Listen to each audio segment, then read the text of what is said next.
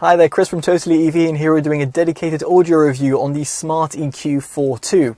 Now, the model can be found for around £19,000. The model we've got over here is the Blue Dawn edition, and it costs around £22,000 to £23,000. That's not going to really affect the audio performance because no matter which trim level you go for, you still get two speakers.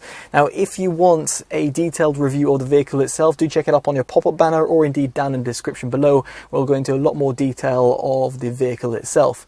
And before proceeding with this review, if you like the content that you're going to see, make sure you subscribe and hit that bell notification if you haven't already. Now, to kick things off, let's talk about its audio configuration, and it's really simple. You've got two mid-range drivers within each of the doors, and therefore you've got two in total. If you go for the Smart EQ Fortwo, you'll have four drivers in total because the door drivers as well at the rear produce the extra two drivers that are missing. Unfortunately, there's no subwoofer, tweeters or anything like that within the Smart EQ Fortwo, and that's the model we have on review. Now, for you to tinker around with the audio drivers, you can go through the 8-inch infotainment system, and here you can adjust the bass, treble and also the equalizer preset.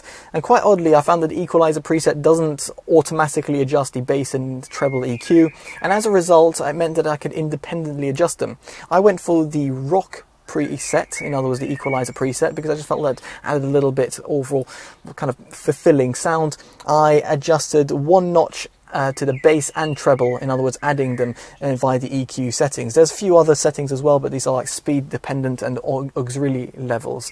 Now, the auxiliary level is potentially important because this actually features a 3.5 auxiliary jack, which is found by the center console, which is quite a rarity nowadays, but it's good to see that is included.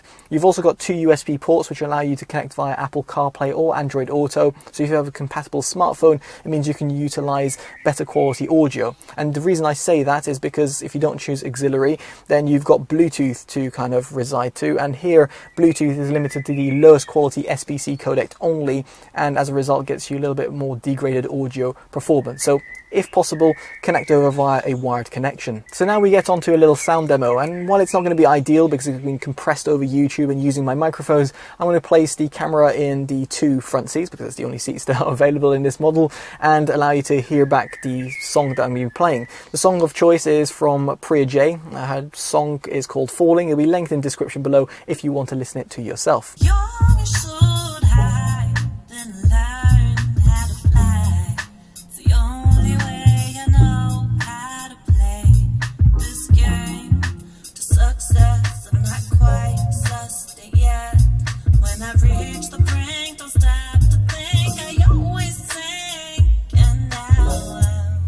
Now, with the sound demo out of the way, let's get on to my subjective opinion, and let's kick things off and talk about its sub-bass extension, which here is pretty lackluster because there's no subwoofer, and here the two drivers found within the doors have effectively their work cut out, so you don't really get that low-end rumble. It is there and you can hear it, but in comparison to other systems out there on the market, even stock systems out there which don't have a subwoofer, they do a better job because of the number of drivers they get, and therefore can, let's say, separate the frequencies between the different drivers around the cabin. Now, as for its mid bass, it's pretty hearty. It's quite surprising and will be quite lively and fun to listen to.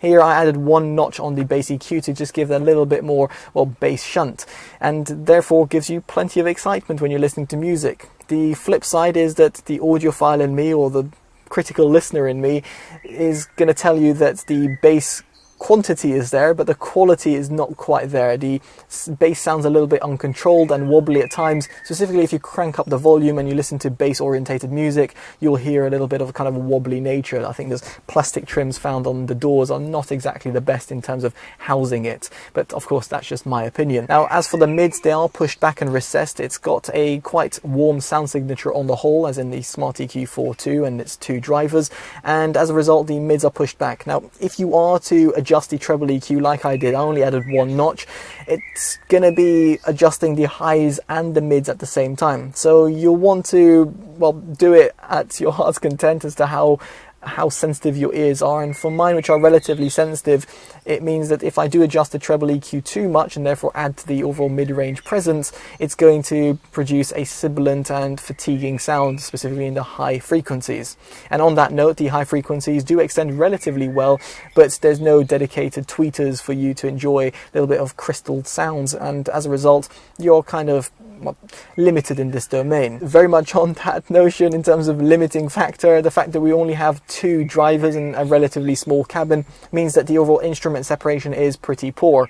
The overall width and depth is not that great and really can't compete with cars which are larger, or indeed cars that have more audio drivers found within the cabin.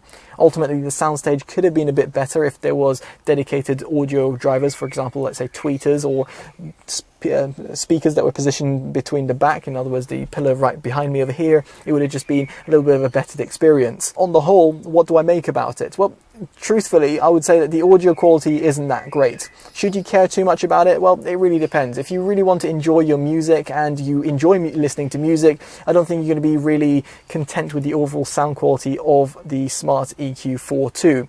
For more so the fact that you can't actually upgrade the system in any way other than going for the larger model, which adds 2 extra drivers at the rear of the cabin.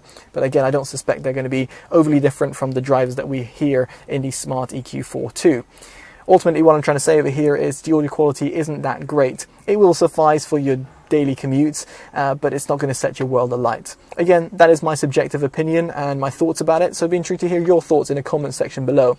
Of course, if you like this video, give it a like and subscribe to see more from the channel. Of course, favourite and share so you can keep up with the latest reviews from TotallyEV.